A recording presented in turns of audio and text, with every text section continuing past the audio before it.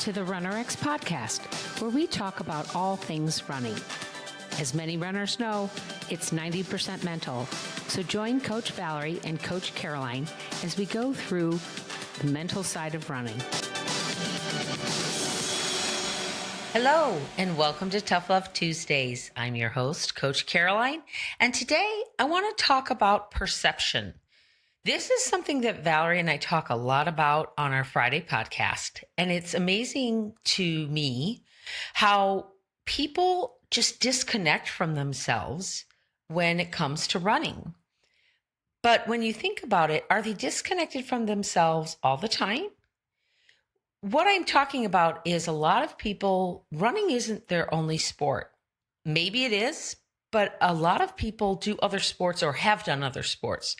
Maybe you were a swimmer, or you're a football player, or you golf or play tennis or martial arts, or you're a cyclist. You do more than just running in your lifetime.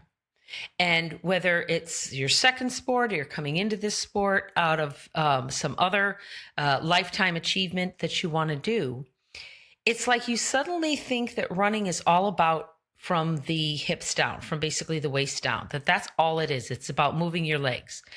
And then they pick up some article that says, oh no, you got to move your arms because the arms are what make you faster. And I get that thought process and how somebody could make a very cogent argument for why that's the case. But I want to challenge you to think a little bit differently. I want to challenge you to look at what is the perception of your body moving in space. I bring this up because as Valerie and I speak about, you're having to basically hold, if you think running is from the waist down, what's happening from the waist up?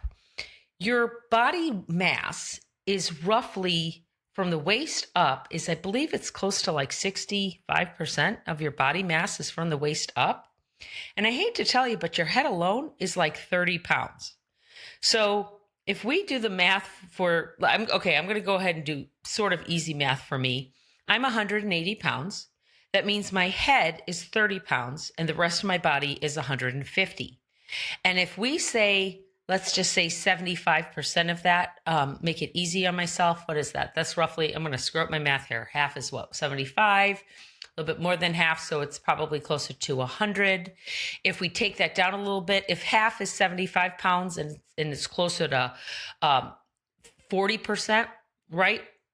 Let's just say 50 pounds. So that means approximately, please don't email us about the math, from the waist up, I'm carrying about 80 of my, actually more than that, probably 100 of my 180 pounds, maybe even close to 120 of my 180 pounds, because my legs are probably only about 30 pounds apiece. So here I'm trying to make the argument, if I'm a running magazine or I'm a conventional running coach, that the 60 pounds of my legs can carry and do all the work of my 120 pound rest of my body. That it's just going along, carrying that body and not doing anything. I think you can see my logic that doesn't make any sense, okay? But if you think of it from the standpoint that my entire body is working in as a complete unit with the 60 pounds of my legs, actually 30 at a time, because truly running is changing support from one leg to the other, that 30 pounds is actually holding up the other 120. And it's basically got to be very agile, very elastic, and as a unit, right? It's not a slinky that's going to roll forward and go down the stairs. It has to be working as a complete unit. And it has to be in alignment. It has to be toes, basically your ankles, hips, shoulders, ear, all in line. Because if it's not, then it does become that slinky. Then you are going against gravity by putting that 60% of your body. If I lean forward at the waist, I'm totally moving my body to go towards the floor, to go towards the ground. if I lean back, okay, if I say, okay, Caroline, I'm not going to lean forward, I'm going to lean back, my center of mass then is more on my heels. And if you've ever tried jumping, you know you can't jump on your heels, okay? It's just not possible.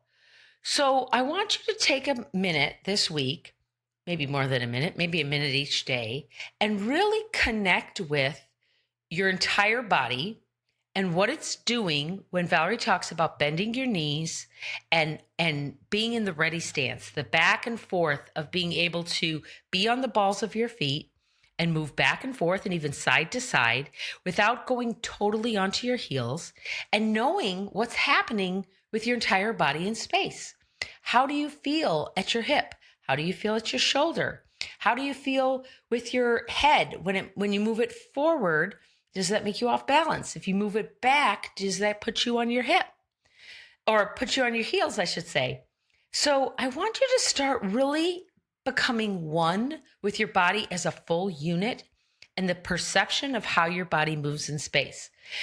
I know this is going to feel a little woo, but when you realize that that's actually, believe it or not, what you probably learned to do in football when you were running or doing ladder drills, or you were doing side shuffles back and forth where you'd go to the side, touch the ground, go to the side, touch the other ground. You were trying to move in space very agilely, with a lot of elasticity, with a lot of speed. And you did that by becoming one unit. Okay, martial arts is another great example. Any good martial arts teacher is going to tell you you can't punch or kick with just your arm or just your leg because that's only 30 pounds. I want the force of that 30 pounds to be actually brought to fruition and brought through my opponent with my 120-pound body, okay? And the 30 pounds of my leg that's holding it is actually helping steer my entire core to make that kick or that strike. Okay.